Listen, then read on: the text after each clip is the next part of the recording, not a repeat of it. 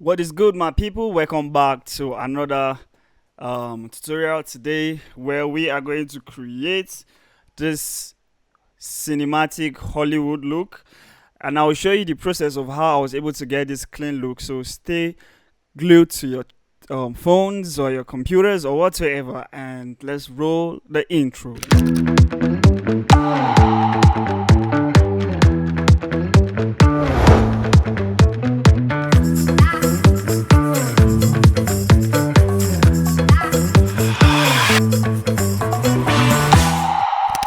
Alright guys, so let's go into how I was able to create this look, and let's see how everything was achievable. So I'm going to take out the whole node complete, then we start from the beginning.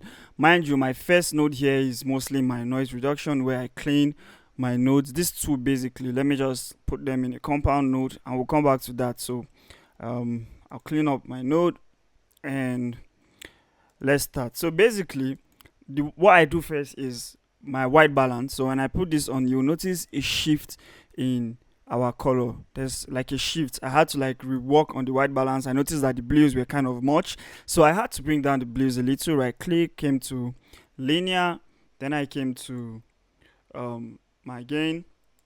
I came to my gain and I kind of fixed it. Before it was here, you can see it was in the middle, but when I pushed it up to this level, our image kind of changed how it was looking. So yeah, this was how I was able to get this look from this to this. And then the next thing here is where I did my exposure. Now I noticed that the image was kind of blown out, like the skies and every other thing. So before, after, and you're going to wonder, why did I like bring down the whole image? So I had to bring this down because I want to have control over the sky and the light coming into the image. So the next node here, okay, what I did here was to my HDR, I brought down my exposure down, then I brought my lift down a little, brought my gain down. I didn't push my gamma because I wanted to do something different. So in the next node here, I selected a window tool and I picked them in the middle. Then I came to my curves, selected the midpoint, kind of push it up to this level. So when I put this node on, this is what we have. So you notice that I have control now over the light areas. The sky is actually normal, while we can still see the people we have in the node. I could easily do this with a parallel node if I wanted to, but I want it to keep going straight until where I want to make separations in the color. So I did this, and then the next thing here, I wanted to use a lot, so I had to use the enhancer. So I added the enhancer.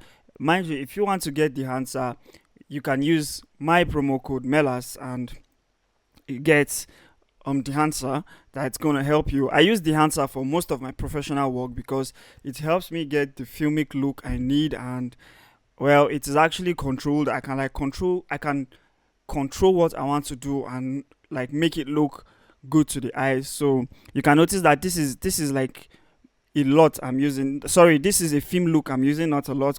Pardon me. I'm using the Kodak. Let me go to the print. I'm using the Kodak 2283. See here, 2383. This is the Kodak I'm using. If I take it off completely, you see it could have been more harsher than this, but because the enhancer gives you this room to be able to control what you are doing. So this was it before, but I had to control it. Like I had to bring the outputs down a little to this particular level, and it was not so harsh on the image. Yeah, so this was how I was able to. This was the only thing I did just to add the lot, because this was the look I am looking for, and I didn't use any inputs, any color space transform, because this image came with color, so I just had to leave it on the Rec 709 without doing so much. So after this, the next thing I did was my saturation. Okay, no, the next thing I did here was my contrast, because basically after my exposure and everything, I put my contrast next to it. So this is my contrast. I added it to like 56, but I would have added the contrast here in this place, but I decided to add it after the lot because I brought down the intensity of the lot a little, so I have to still give it control, and that's why I put it here. And then the next node here, my node 7, which is my saturation. Let me just do this. So sorry, I didn't like make this correction. I'll just say LUTs. I'll just say LUTs. Here my exposure 1 and my exposure 2. Here my white balance. Yes, so node 7 is my saturation. When I put this on, now you'll notice that the saturation is actually popped, but I still have a little bit control in the skin tones. Why? Now I figured out something, that if I'm trying to create image that has poppy colors, the first thing to do is colors that you don't need to be popped should be desaturated first, not after adding the saturation. After adding the saturation and then you come to desaturate the picture, it kind of make the whole work look dirty. This is a personal research on my own ends. I don't know if it applies to other colorists, but this is something I found out on my own. So instead of after applying my saturation here, then I'll now start doing like my reduction around here. I noticed that most times for skin tones, it won't make your work look clean. So what I did was to come back to my exposure.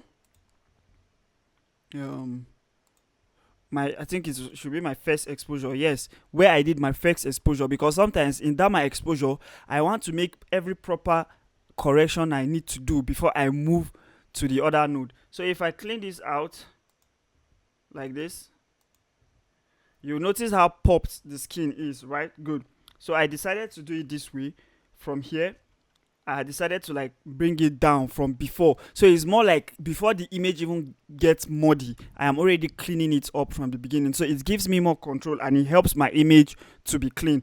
This is just my correction and everything I've done, and I bet you people can take this for a final grade look and they are good to go. They say, okay, we're good to go, we go with this. But after this, what I decided to do here is my green. If I put this on, you'll notice how I was able to like work with my greens. If I come to my hue versus hue, let me just take this down completely. You can see the color of the green before. Let me take it this way, but now let me take it back. You can see the change. You can see the changes before and after. Yeah, I needed to have this proper control, and then I increased the saturation and I kind of take the color, the brightness down a little. So in this next node is my blues. Yes, so here I kind of reduced the saturation of the blue and I changed the hue a little. So let me take it towards her trouser and I'll put this on. Now you can see a little change. Sometimes you don't need to do much. Little changes go a long way, trust me on that. So here I kind of worked on the yellow, this particular yellow on her stockings. So let me just push this to this level so you can be able to see what I'm doing. You can see. So I'll just see yellow and leave it this way, because I didn't want the yellow to be too saturated, but at least it should be visible. So I just brought down the saturation a little so we could see. We just have to have that control. And then here I worked on her jacket. I had to like make a selection because I didn't want it to affect this cap and his clothes here. So I used my HSL qualifier to select her shirt. So when I put this on, her jacket, pardon me, you can see, just select only her jacket and then I tracked it with her as she goes out of the frame. So this was how I was able to select this. So before, after, you can see just popping it out a little, then pushing my gamma towards the main color, the actual color, because I am not trying to change the color. I'm trying to give the same exact picture or the mental picture the cinematographer has in mind or what they want. So mind you, I got this clip from Pixels because I needed to like make a tutorial video on it. So yeah, and then this next node here is for the green, this green down here for her socks. So when I came here, I selected this, just this green here. Actually the color was not this greenish, you can see the color before, but I wanted it to look this way, so I selected it using my HSL qualifier like this, and I came to my, you can see I came to my, what's it called, my hue versus luma, I brought the light down. My hue versus saturation, I put it up. And hue versus hue, I kind of changed the color a little. So before, if I change the color and back to now, you can see that it's kind of a deep green. So now in this next node, what I decided to do was to work on the skin completely. So I'll just put this on. uh, Let me put the node on, and yeah, you can see what I did. Now I just want, sometimes when I'm working with multiple skins, I decide to use my midtones and my shadows, yeah, to help me get a proper skin. So you can see it's still like in the middle. So I made a video yesterday showing how I was able to do that. So just check that and you'll see I kind of push my midtones towards the reds by the upside and my blues in the shadows a little, and then I adjust my low range and my high range to be able to get like a proper look for their skin. So before, before, after. I think let me make this big and bring it closer so you can be able to see the difference. So this is it. This is before. Can you see how she looks before? And this is after. Clean and simple.